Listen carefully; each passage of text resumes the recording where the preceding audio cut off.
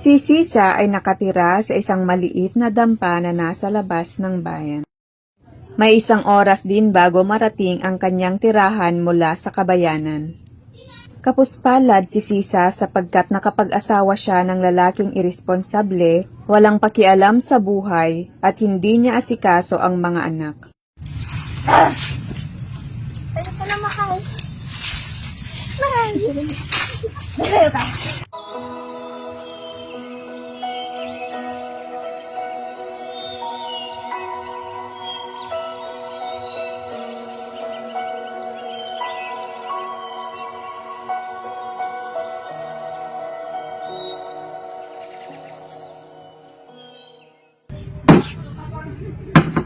Nasaan sina Crispin at Basilio? Hihintay ko pa silang dalawa para sabay kaming kakain.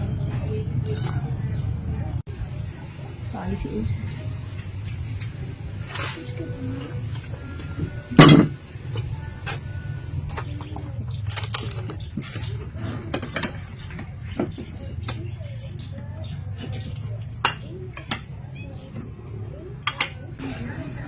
Nga pala, tira mo ako ng sahod ng iyong anak. Pagsugal ko.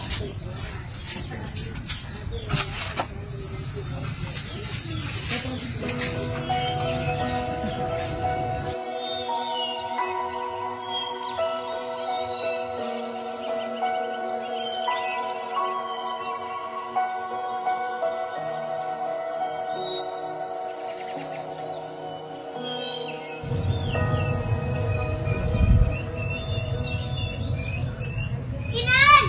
Inay! Inay!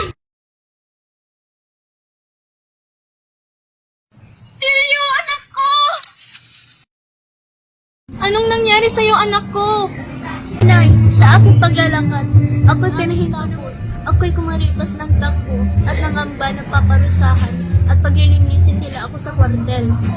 Ihirap naman ng iyong dinanas, Basilio. Inay, sa katunayan, dahil sa hindi ko paghinto, ako'y binaril. Dinaplisan ako ng punglo sa ulo. Naiwan ko po si Crispin sa kumbento, Inay. Salamat sa Diyos at ligtas ka. Maaari niyo po bang magsabihin ni Gupan ang dahilan ng pagkakasugat ng aking ulo? Sa halip, sabihin niyo na lamang na ako'y nahulog sa kumbento. Makakaasa ka, aking anak. Bakit naiwan si Crispin sa kumbento? Inay, siya'y napagbintangan nagnakaw ng 2 onsa. Inay! Bakit tayo lamang mga dukha ang napagpasan ng maraming hirap sa buhay? Hindi ba't pwedeng mabuhay na lamang ng matiwasay? Hindi ba't pwedeng tayong 3 lamang? Ikaw, si Crispin at ako. Kung maaari lamang aking anak. Halika't ikay munang kumain.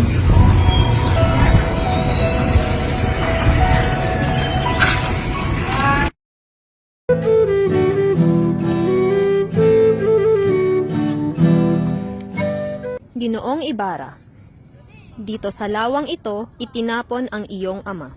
Sige, salamat kaibigan. Huwag kang magpasalamat sa akin, Ginoo, sapagkat ako ang dapat magpasalamat, dahil malaki ang utang na loob ko sa inyong ama sa aking pagtutulong. Maraming naihandog na tulong ang iyong ama sa aking mga pangangailangan sa pagtuturo.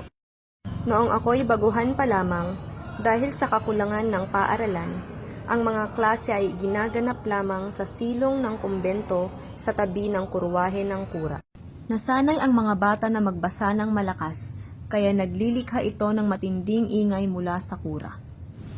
Dahil doon, nakatanggap ang mga bata ng sigaw, palo, mura mula kay Padre Damaso.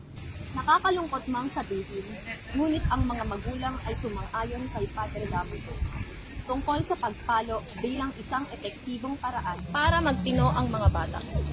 Dahil sa tulong ni Don Rafael, madaling natutuhan ng mga mag-aaral ang wikang Kastila. Ngunit nakarinig ako ng panlalait mula kay Padre Damaso. Huwag kang mag-alala. Ako'y naimbitahan ni Teniente Mayor sa pagpupulong sa tribunal. Babanggitin ko lahat ng pinag-usapan natin.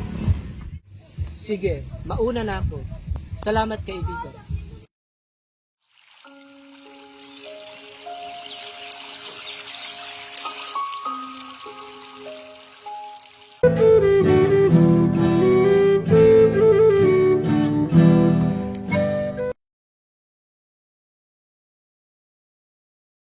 Hindi Hindi kailangan na maihanda na natin ang lahat.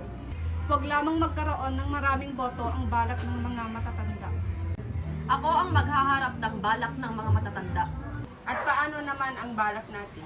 Kayo naman ang maghaharap ng balak natin. Magsasalita kayo kapag ako'y natalo na. Nakausap ko si Tandang Tasyo. Sinabi sa akin ng matanda na kinapopootan daw ako ng aking mga kaaway. Higit pa sa pagkapoot sa aking isipan. Mabuting magmungkahi tayo na ayaw natin magwagi. At saka natin ipamungkahi na gusto nating magwagi sa mga karaniwang kasapi ninyo. Dahil nakatitiyak na pagtitibayin ito ng mga gustong bumoto sa atin. Ngunit dapat walang makaaalam nito kahit na sino. Ang magpapalabas ng komedya ay taga San Diego at ang paksa ay sariling ugali upang maalis ang masasamang ugali at kapintasan. Tapos ng pasya ng kura tungkol sa pista.